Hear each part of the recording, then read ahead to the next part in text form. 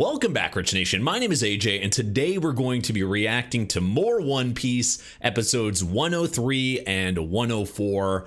The last few episodes, we've kind of had some unique episodes. A lot of we've been learning a lot about Alabasta in general, which I really enjoy. I kind of like learning more about this area and going to these different villages and different areas and kind of learning about them. I think it's pretty interesting. I think One Piece in general, I really love this learning about the world, and that just goes good with that has to do with the storytelling, because you can learn, there are shows that you can learn about the world and not really care that much, but when you have a slow world build and you're learning about a section, then they talk about another part of the world or another area, and they're like, oh, that sounds interesting, I want to know more. That's how you know you're doing good with world building, because that means you've got the viewer interested in other parts that you're not showing, which is awesome. And that's why I with Alabasta, we go into one village and we're like, oh, I kind of want to know more about the surrounding areas of Alabasta, and now we're starting to learn that. But of course, I'm loving this show. If you guys are new to the channel, make sure you subscribe, smash that like button, hit that notification bell. You can also check out the Patreon at patreon.com/ajrich123 for early reactions and unedited reactions as well. And let's go ahead and start.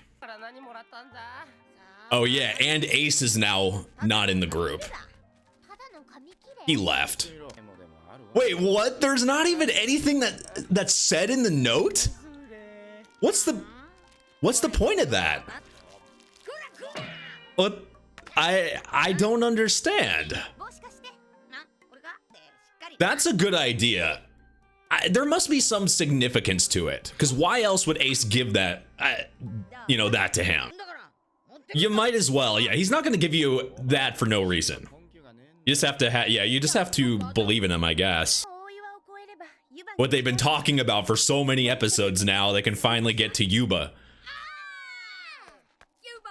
Though this place is probably a bit more serious for her, because we saw in a previous episode of the somebody she knew as childhood. Crocodile.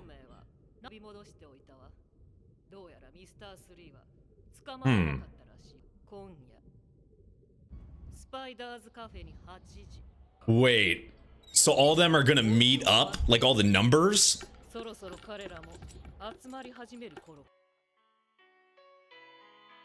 Some random cafe. The fuck? Is it fucking Christmas? Highly unusual. Oh, that's her name. Miss Merry Christmas. Doesn't represent Christmas at all. I guess a grandma with a sweater, Christmas sweater, giving you a shirt you don't want.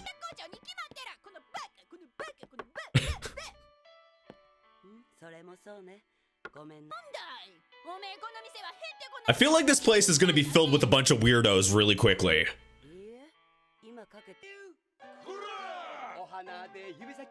Oh god. Of course it's number 2. Mr. 2. I mean, you could say he has style. Hopefully you're not paying for these lessons. Other than in your, your dignity. This is just a mess.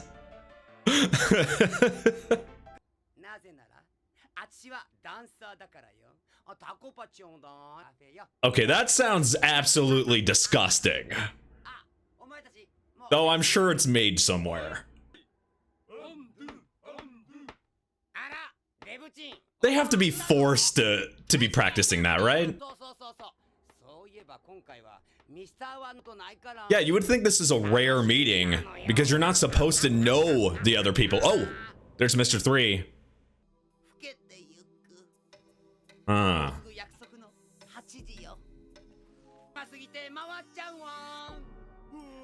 Can they just sit and stand still? Or at least some hairy damn legs.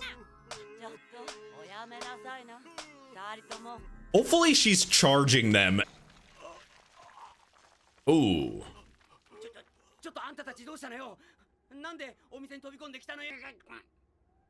Oh, Mr. One. Damn, this guy is really serious.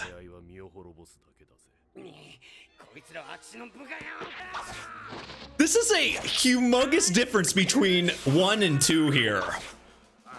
Look, style.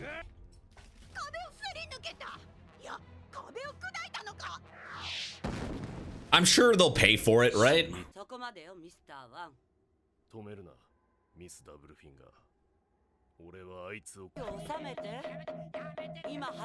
He has way too much energy.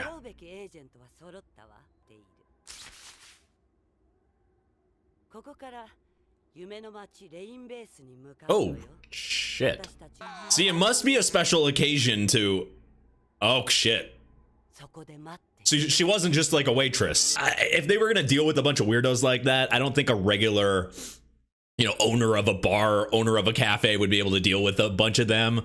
But Miss Doublefinger, is she Mr. One's counterpart, or is she completely different? I don't know if I remember when they went they talked about, I know the only person, if I remember right, you guys correct me if I'm wrong, the only one of the agents that don't have a counterpart is Mr. 2, right?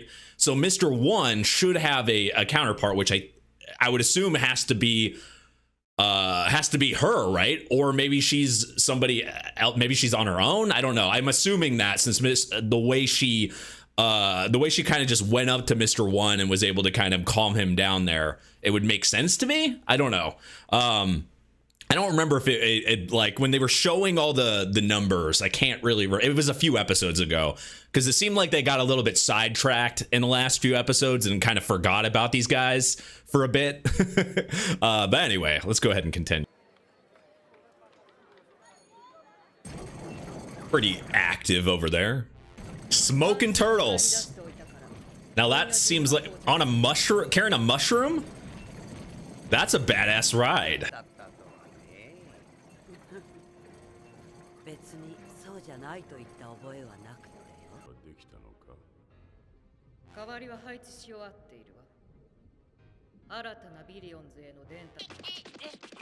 Those things.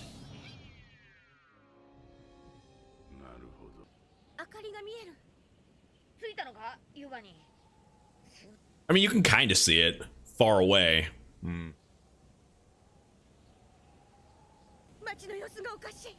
Well, the rebels are supposed to be there, right? So things should be weird.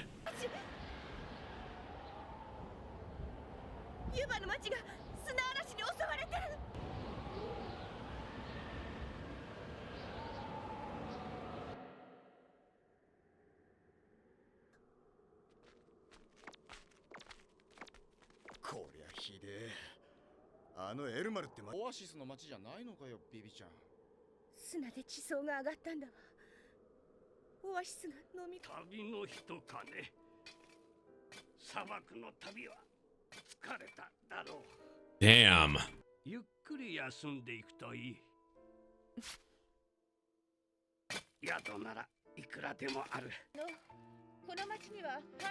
So they must have left, huh? Yeah, I guess that's a good first assumption there. I would... What? Constant sandstorms.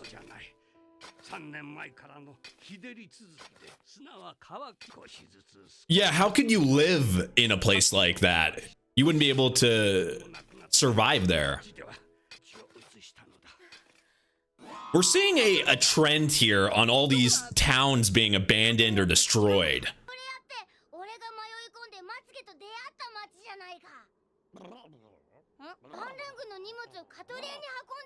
Oh, so those were rebel army guys.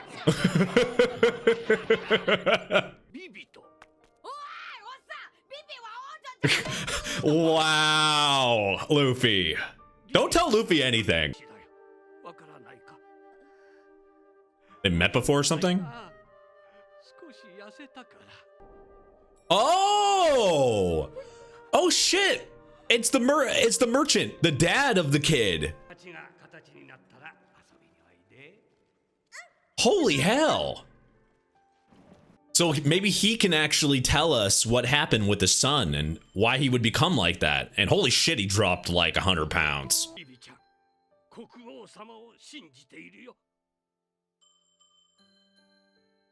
Yeah, he was loyal. But of course, if it's your son, it's hard to like, you know, it's hard to do that. Poor guy. That's gonna make people start to want to rebel though. When things bad happen like that.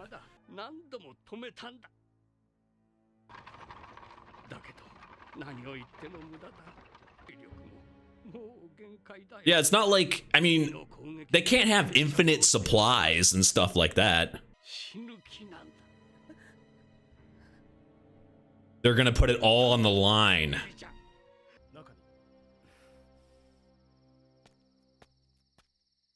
These are the rebel armies. There are some positive lights here. Now that they're there, oh well, they still have to go other places now. Everything will be all right. Luffy has a bazooka.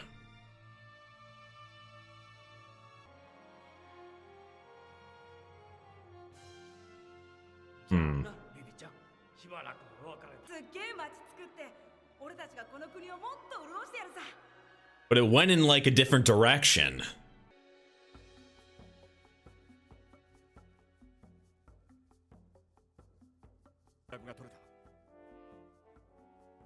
So what? Oh shit. So what did he go through to make?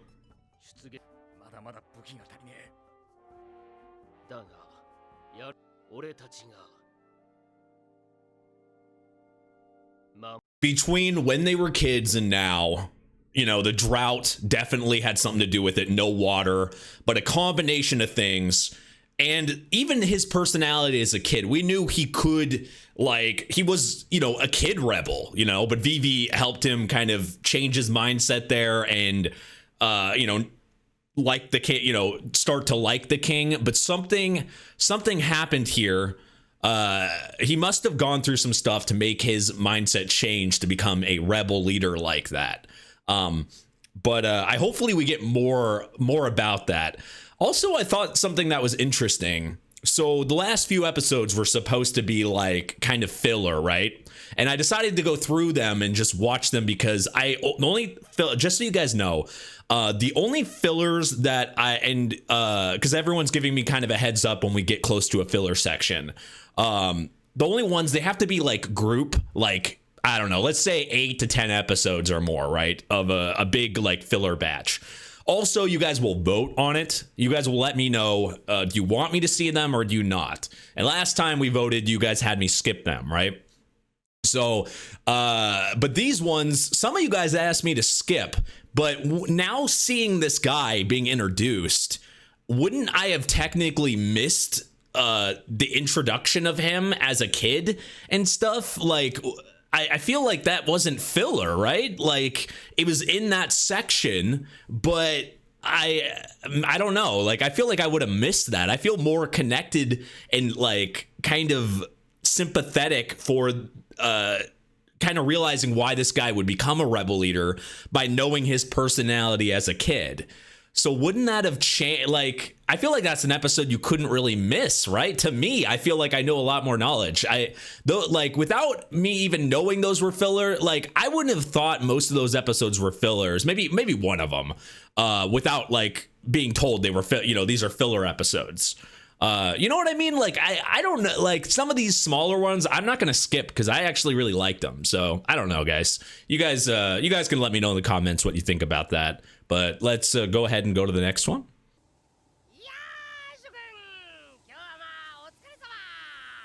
Always talking like he's in charge. Even when he's, well, especially when he's sleeping.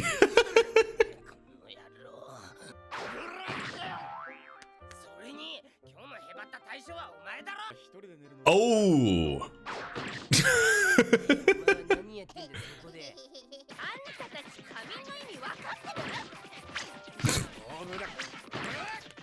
It's like normal for them now, right? Pretty much normal. With no water or limited water. That's got to be hard. This guy's got like maximum loyalty. We saw that even in the flashback. You're being counterproductive here, Luffy.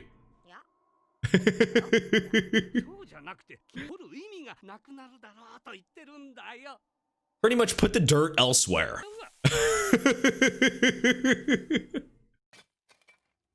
Oh man. I'm sure Luffy dug a lot faster than him. Yep. You know, Luffy is a hard worker. Always dreaming about meat. Food. But I thought you liked to dance. This is just a mess. Yeah, because they're talking about, because they've never met Crocodile before. You don't win money, you win rain.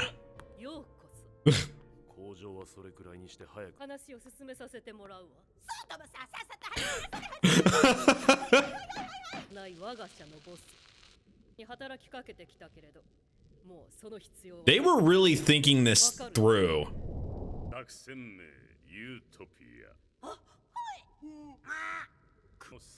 So some of them know who Crocodile is. They just didn't know that was the leader of the group. Huh. That's got to be a shock to all them. Yep. But revealing himself, will they still be loyal? Could they stop at this point? Probably not.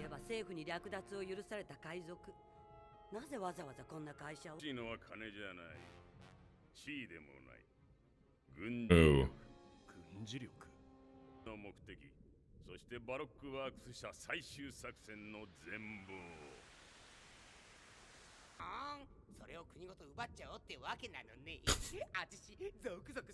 I guess he was doing the long version.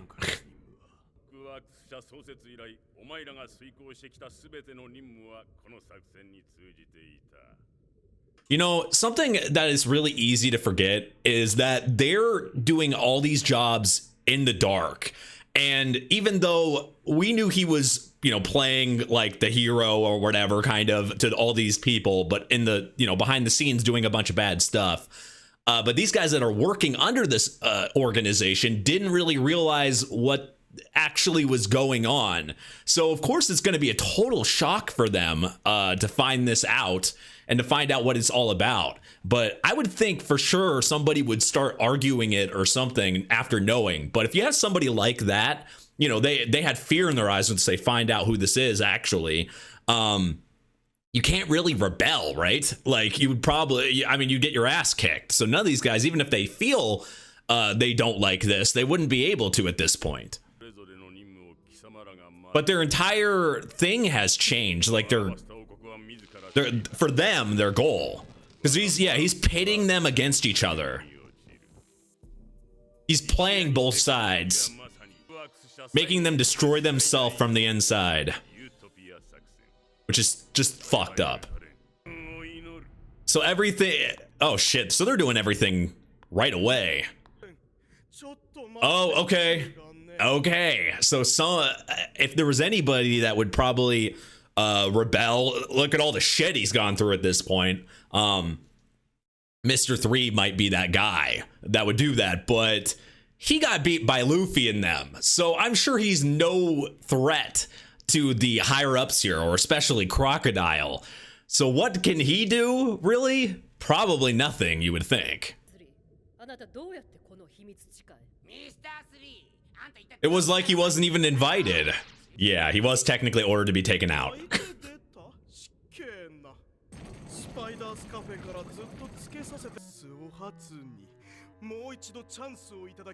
I would think this is an organization that you don't get a second chance.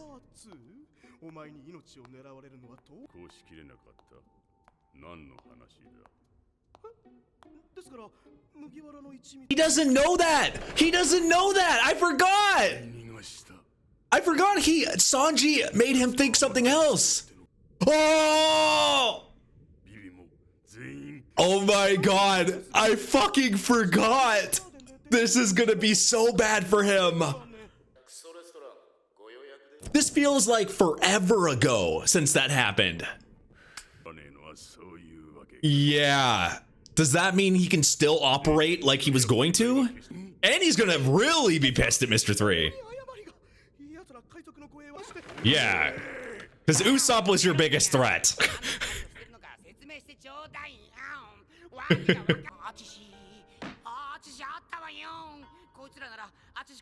Oh yeah, now he has their faces too.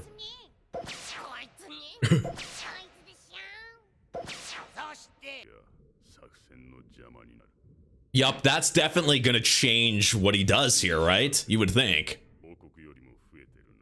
Though Mr. 3 is giving him information, so maybe he won't be as pissed. Oh, oh man! He's even in deeper shit.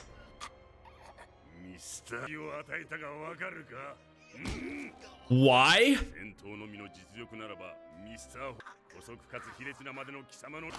Oh! Holy hell! Holy shit! He can fucking dehydrate you? Did he literally like take his... Humans are made out of, you know, a percentage of water. That would be a scary... Oh, he's fucked. He's fucked.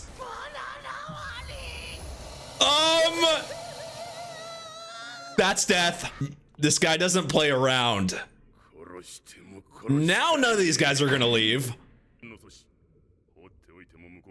Those pictures.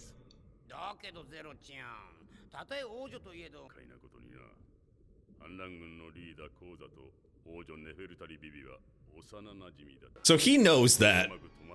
Is it really that well known? How would he know that?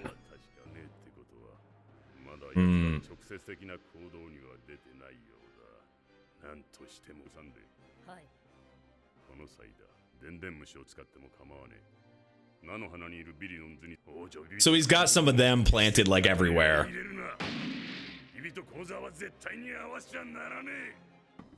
So it must be really bad. He must know it'll be really bad if they join forces or something. He knows a lot, but that fact seems strange to me.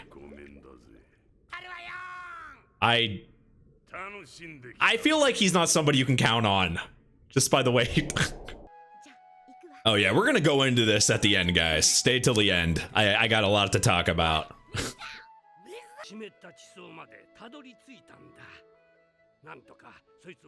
Oh shit, okay. That's kind of like a... It's kind of like a water hack.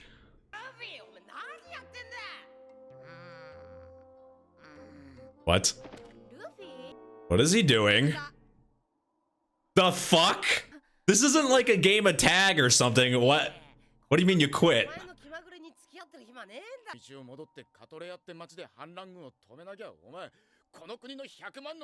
You know, prices to be paid if you don't go there. Like...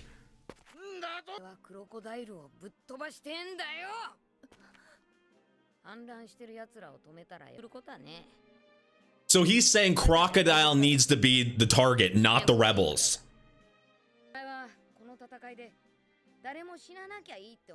If you defeat Crocodile, then less lives will be lost, right?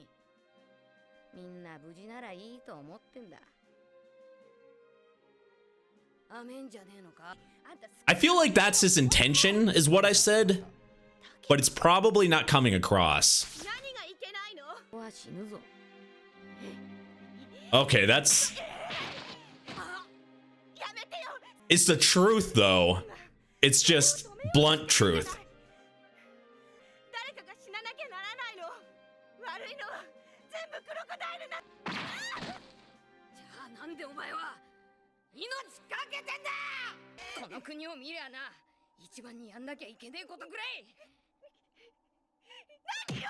Holy shit. So something Luffy's seeing that she's not.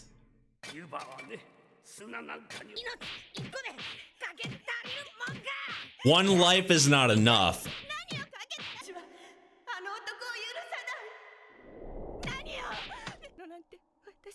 What? Oh, not just leaving it to you. It's because she's putting it on her own back and not putting it on everyone else's. All of them get in their own heads like they have to do it themselves. And she's always thought about it on her and not giving it to everybody else, her friends. Okay, now it's making sense what Luffy was getting at. So that makes a lot more sense now that it kind of slowly processed. When Luffy started talking, I thought he was more of getting to, why are we going to, confront the rebel army? It's better to confront Crocodile. You stop Crocodile, you stop everything, right? I thought that's what he was getting to, which is kind of un-Luffy like to be that thorough in that sense, but he went complete direct, blunt, and made way more sense than I really had thought about. I guess I just didn't heavily think about the sense of she's doing the same thing that almost everybody Luffy has met has done. Especially, I think this is really related to how Nami was with, with Arlong and her little, saga, was they put it all on themselves. She's been with them for a while now. You've made friends, you have all these people, but all you talk about is what you've done, what you have to do. You have to put your life on the line. It's not just your life. You have friends, you have companions, you have people around you that care about you and have the same goal as you. They're there with you. And I think Luffy just noticed that she never puts it on them. She only puts it on herself. And you can't do that in a situation like this. And I think he was noticing the trend of everybody kind of putting it on themselves instead of grouping up together. And you can kind of say, aren't the rebels kind of doing that themselves? Because it's not just that, that kid that grew up into the leader. He has, a rebel army. They're technically one up on, I feel they're probably more on track on taking, grouping up together. You have friends, you have people around you that have the same beliefs, the same goals. Now, I think that the best case scenario for them is to, and in general here, for Vivi to do is to, believe in Luffy, believe in everybody else, and not just take this responsibility on yourself. Yes, you're the princess. Yes, you are going to feel like it's your duty and only you. But you do have friends, you have people around you, and if you hold that all in and only do everything yourself, you're never going to succeed. And the people that are helping you feel like Luffy, and probably why he was feeling like that, are going to feel like they're not there. I mean, we're here right there with you, and you're not believing in us. That's kind of counterproductive, and not making them feel good either. Like they're weren't needed. Like you have to. That's what I think. A thing I really like about the show in general. They really stress this friends factor and being there for each other. The group unit, which a lot of shows do not do. I think this is why this show's really been unique for me and is really connected. Like I love that they work. This isn't like fucking like. How do I compare this? This isn't like I think I hate to compare, but with Dragon Ball Z, the longer it went, it was like more about like Goku and no one else could do anything. And it was just fucking Goku. And yeah, you got Vegeta. Yeah, you got all these people, but everybody gets fucking forgotten.